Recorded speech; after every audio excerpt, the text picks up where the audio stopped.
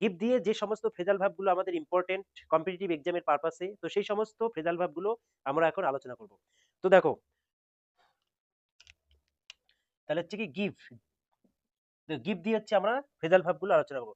দেখো give, give শব্দের অর্থ কি? গিভ শব্দের অর্থ হচ্ছে, আক্ষরিক অর্থ হচ্ছে দেওয়া। গিভ শব্দের আক্ষরিক অর্থ হচ্ছে কি? বাংলা অর্থ হচ্ছে দেওয়া। তো দেখো গিভ আপ করা, তো এটা সবাই জানে, এটা সবারই, অর্থাৎ সে ছোটবেলা থেকে তোমরা পড়ে আসছো, এটা সবারই মনেই থাকে। তো গিভ আপ, গিভ আপ করা মানে কি? গিভ আপ করা মানে হচ্ছে মানুষ বলে না সে গিভ আপ করলো, অর্থাৎ বা গিভ আপ করিস না, যে গিভ আপ মানে এত সহজে গিভ আপ করিস না। তো গিভ আপ মানে কি? গিভ আপ মানে হচ্ছে ছেড়ে দেওয়া, অর্থাৎ টু লিভ যেটাকে বলা হয়, টু লিভ, এলইএফ লিভ। দেখো গিভ আপ মানে হচ্ছে লিভ, অর্থাৎ ছেড়ে দেওয়া। এটা হচ্ছে কি? এটা হচ্ছে ছেড়ে দেওয়া। গিভ আপ করা মানে কি? ছেড়ে দেওয়া। তো গিভ আপ করা মানে কি? ছেড়ে দেওয়া। এবার দেখো আরেকটা রয়েছে গিভ ইন, গিভ ইন করা। ইন, ইন মানে কি? ভেতরে আসা। তাহলে ইন মানে ভেতরে আসা।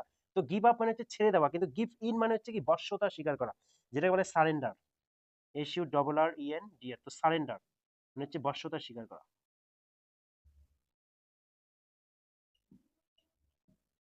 একটা হচ্ছে গিভ আপ, গিভ আপ মানে হচ্ছে ছেড়ে দেওয়া, আর গিভ ইন, ইন মানে হচ্ছে কি?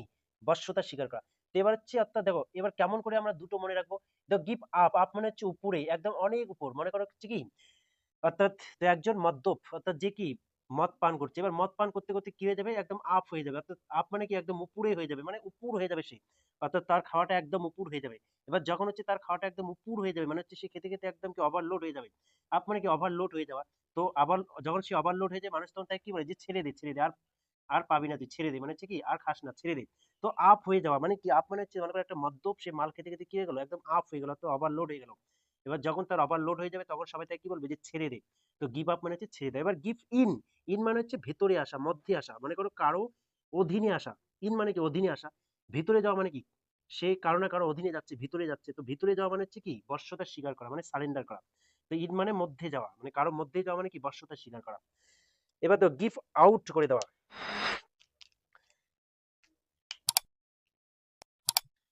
দেখো আগে দেখো হচ্ছে গিভ অ্যাওয়ে। দেখো গিভ অ্যাওয়ে মানে হচ্ছে কি?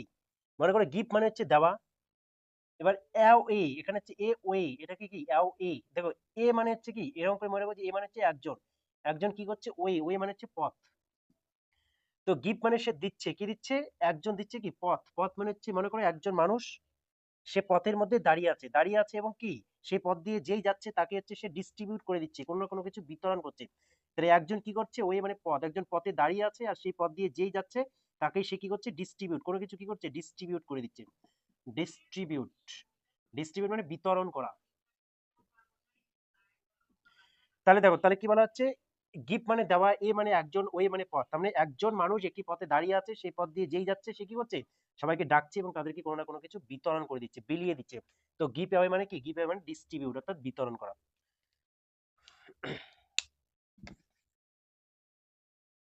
তো এবার হচ্ছে গিভ ব্যাক। এবার ব্যাক মানে কি? দেখো গিভ মানে হচ্ছে দেওয়া, আর ব্যাক মানে ফিরিয়ে দেওয়া। তাহলে দেওয়া, ব্যাক মানে ফিরিয়ে দেওয়া, তাহলে গিভ ব্যাক মানে কি? ফিরিয়ে দেওয়া। গিভ মানে দেওয়া, তো গিভ মানে হচ্ছে কি? দেওয়া, আর ব্যাক মানে ফিরে। তাহলে ফিরে দেওয়া মানে কি? To return, RETURN, to return মানেও ফিরে দেওয়া। তাহলে গিভ ব্যাক মানেও ফিরে দেওয়া, এটা কি হয়ে যাবে? টু রিটার্ন মানে ফিরে দেওয়া হবে, ব্যাক মানে ফিরে দেওয়া। এবার দেখো, এবার হচ্ছে গিভ আউট। দেখো গিভ আউট, এবার গিভ আউট শব্দের অর্থ কি? দেখো আউট মানে কি? আউট মানে হচ্ছে বের হয়ে যাওয়া। তাহলে আউট শব্দের অর্থ হচ্ছে কি? বের হয়ে যাওয়া। তো কোনো কিছু কি হয়ে যাওয়া? কোনো কিছু হচ্ছে বের হয়ে যাওয়া। মানে কি? মনে করো একজন মানুষ কি করছে? দেখো আউট শব্দের অর্থ হচ্ছে বের হয়ে যাওয়া, অর্থাৎ কি? সে কি করলো? গিভ মানে দেওয়া, সে দিল, কি দিল? বের করে দিল। আউট মানে বের করে দিল। তার মানে কি? তার এতদিন ধরে যা কিছু ছিল, তার ভিতরে যা কিছু ছিল, মনে করো সে সবকিছু কি বের করে দিল। তার মানে কি? তার মানে হচ্ছে আমরা এরকম করে মনে রাখবো, সে কি করলো? ডিক্লেয়ার মানে ঘোষণা করলো, ঘোষণা করা। তাহলে কি? গিভ মানে দেওয়া, আউট মানে বের করে দেওয়া। তার মানে কি? এতদিন ধরে একটা মানুষ তার ভিতরে যা কিছু ছিল সবকিছু সে কি করলো? বের করে দিল, মানে ঘোষণা করে দিল। বের করে দিল মানে কি? ঘোষণা করে দিল, সবকিছু বলে দিয়ে দিল। এরকম করে আমরা মনে রাখবো। আউট, আউট শব্দের অর্থ বের করে দাও। এবার দেখো ওভার হয়ে যাও। ওভার, ওভার মানে কি? গিভ মানে দেওয়া, ওভার মানে হচ্ছে বেশি মাত্রা। দেখো ওভার শব্দের অর্থ হচ্ছে কি?